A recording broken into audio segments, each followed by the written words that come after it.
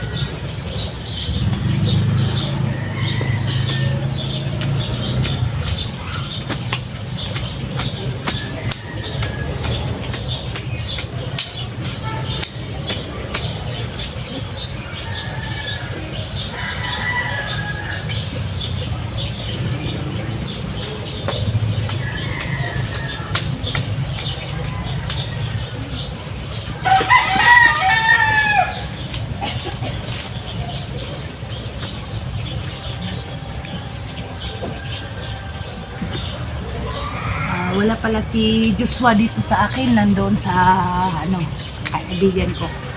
Ako muna dito. Hindi ko siya dinala dito sa bahay.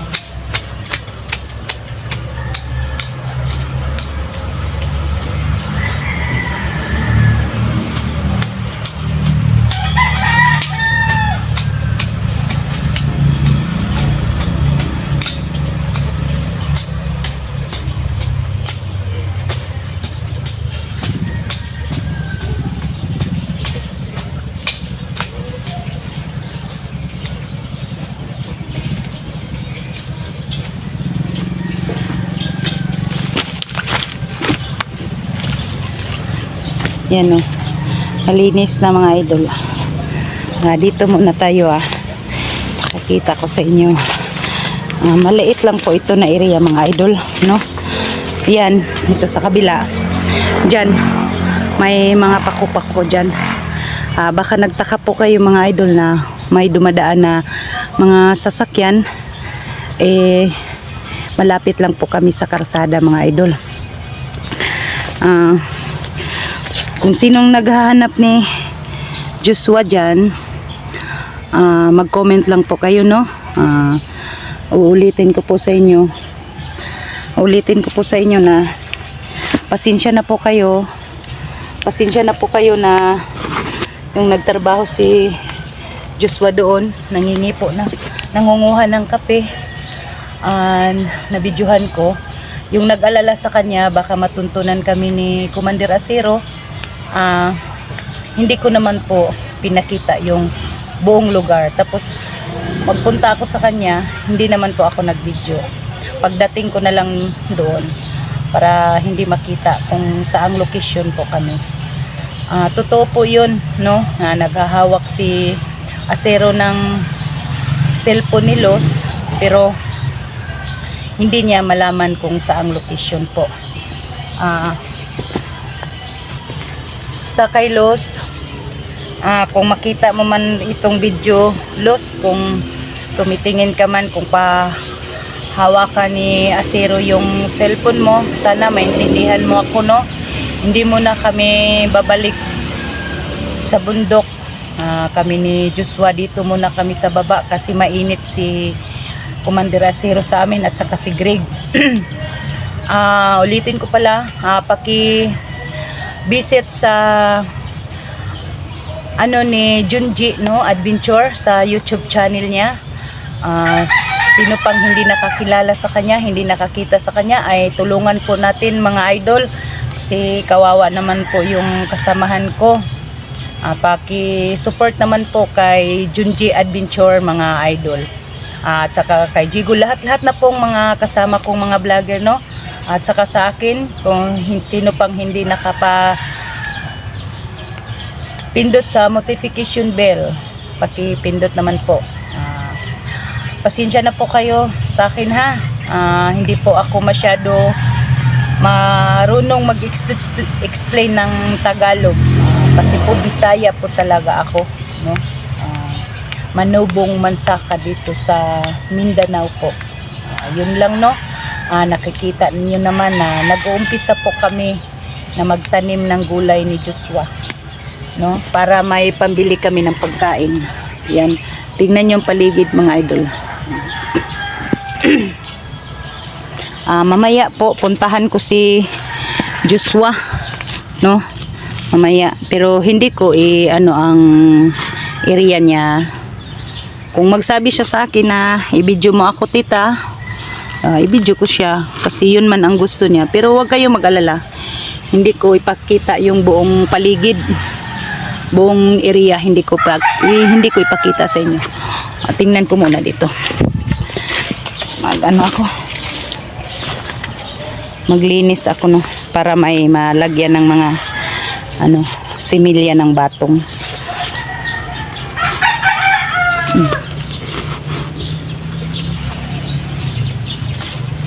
Yan, may kapitbahay man po kami.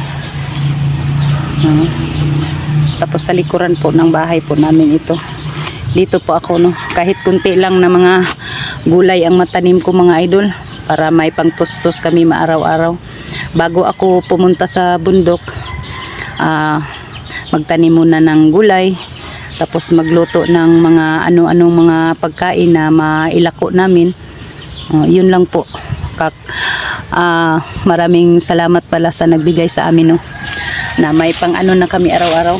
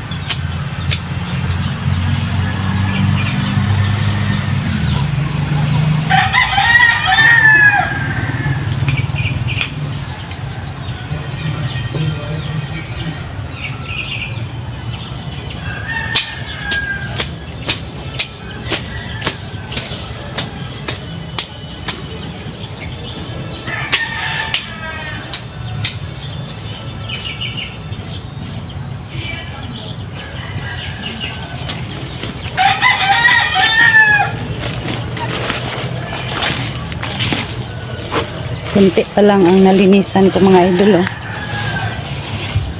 Ayan, kunti pa lang. Pero kung maano yan mga idol, taniman ng gulay, malaki na din.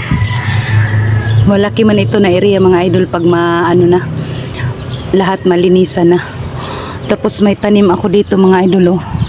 Laban na, nangka, at saka may tambis.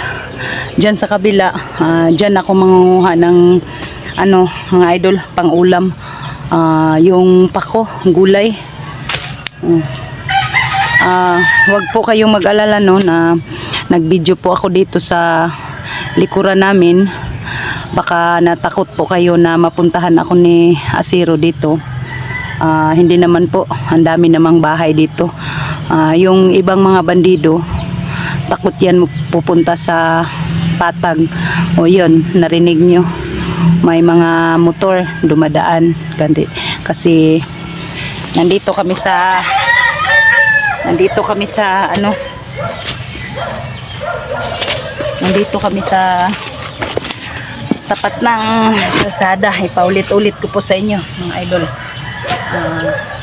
Mamaya po puntahan ko si Joshua. Tingnan ko po siya dito. Ito. Puntahan ko siya doon. Kumustahin ko siya. Doon na lang ako mag-video sa area niya, no. Siguro sabi niya kahapon sa akin, yung yung may-ari doon, daw sila, sasama daw siya, maggabas sila ng kahoy kasi may nagpagabas daw, tapos nag-helper siya mga idol. Tapos yung niya, yung sahod niya lang 100 pesos helper. Tapos libre naman siya mga idol. Kaya sabi niya sa akin, bukod tayo ng tita, kunting pangkabuhayan natin pag may maipon na akong pera, kasi mahihiya daw siya sa akin na palagi na lang daw siya umaasa sa akin. Sabi ko sa kanya, hayaan mo, kung baga pa sa Bisaya, anad na ko ani na mag-alaga ng mga bata na noon pa may ako mga idol, may inaalagaan po ako na adopted ba, may adopted po ako. Sinauli ko muna doon sa pamilya niya kasi nagumpisa po ako naghahanap sa isang anak ko. Yun, iniwan ko muna siya doon, pero pinupuntahan ko siya kada 2 buwan. Pupuntahan ko siya doon. Yan. Bigyan ko siya ng konting pera. Bigay ako sa kanya. Tumatawag siya sa akin minsan kasi nag-aaral po siya mga idol. Nag-support po ako sa kanya mga idol kahit kunti lang. Mayroon man akong kita dito mga idol. Baka magtaka po kayo na may na may sounds po dito mga idol. So yun mga idol, no. Hanggang dito lang muna ang video ko. Kakain muna ako. Si Joshua po mamaya pupuntahan ko. Maraming salamat pala sa nag-support sa akin, no. Hanggang dito lang muna ang video ko.